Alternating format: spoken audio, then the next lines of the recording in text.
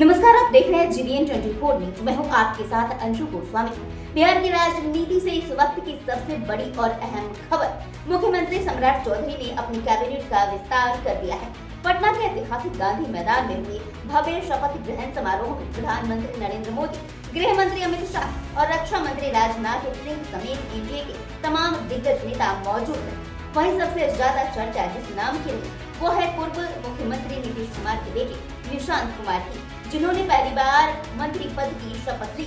आखिर सम्राट कैबिनेट में किसे मिली जगह और किसके जरिए कहा गया जातीय राजनीतिक समीकरण और 2026 से चुनाव से पहले एनडीए का क्या बड़ा संदेश रहा, वो भी आपको बताते हैं। दरअसल पटना के गांधी मैदान में भारी सुरक्षा और हजारों कार्यकर्ताओं की भीड़ दिखी और मंच पर एनडीए के सबसे बड़े चेहरे वो भी दिखे। और ये सिर्फ कैबिनेट विस्तार नहीं बल्कि बिहार में एनडीए का बड़ा शक्ति प्रदर्शन भी माना जा रहा है।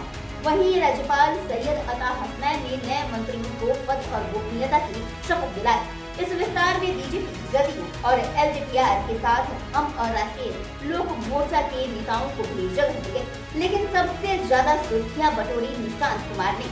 पूर्व मुख्यमंत्री नीतीश कुमार के बेटे निशांत कुमार ने पहली बार मंत्री पद की शपथ लेकर सक्रिय राजनीति में एंट्री की।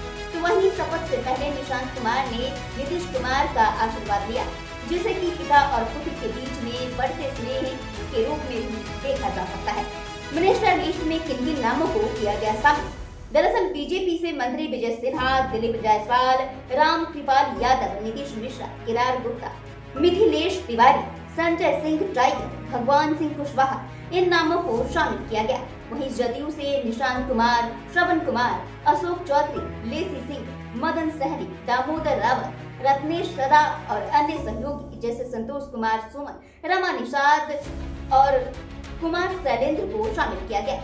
वहीं कैबिनेट विस्तार में सामाजिक समीकरणों का भी खास ख्याल रखा गया। अति पिछड़ा, दलित, स्वस्थ महिलाओं और क्षेत्रीय संतुलन इन तमाम लोगों के साथ साधने की कोशिश की गई। बीजेपी ने अपने कई बड़े चेहरे को जगह दी, तो जदयू ने निशांत कुमार को आगे कर बड़ा राजनीतिक संकेत दिया। वहीं राजनीतिक जानकार ये मानते हैं कि ये विस्तार मंत्रिमंडल का विस्तार नहीं बल्कि 2026 विधानसभा चुनाव का ट्रेलर है। तो वहीं सम्राट चौधरी को मुख्यमंत्री बनाकर बीजेपी पहले ही बड़ा संदेश दे चुकी है।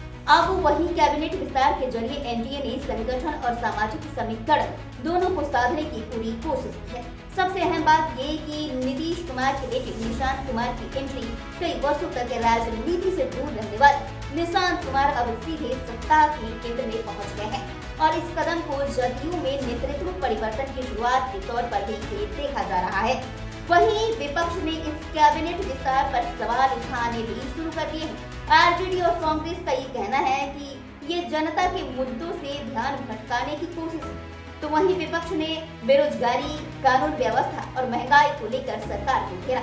पटना के गांधी मैदान में सुबह से ही भारी भीड़ देखने को मिली। तो वहीं प्रधानमंत्री मोदी के रोड शो को लेकर सुरक्षा के बेहद कड़े इंतजाम किए गए।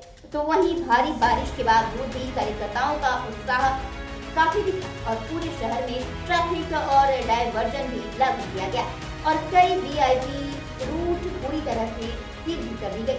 तो वहीं विशेषज्ञों के अनुसार इससे बड़ा संकेत ये भी मिल रहा है कि राजनीतिक पार्टियों को भी पहचान अपने बदलने होंगे, खास करके विपक्षी पार्टियों को।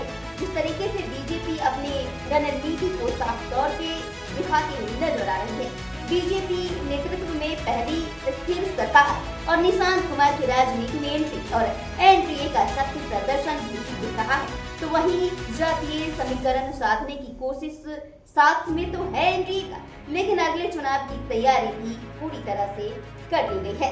और इस कैबिनेट विस्तार से ये तो साफ हो रहा है कि एनडीए अब पूरी तरह से चुनावी रोड मैप में अब आ चुका है और बिहार की राजनीति में आने वाले दिनों में कई बड़े बदलाव भी देखने को मिल सकते हैं। देश और दुनिया की ताजा तरीन खबरों को देखने के लिए देखते रहिए जीबीएन 24 न्यूज। शुक्रिया।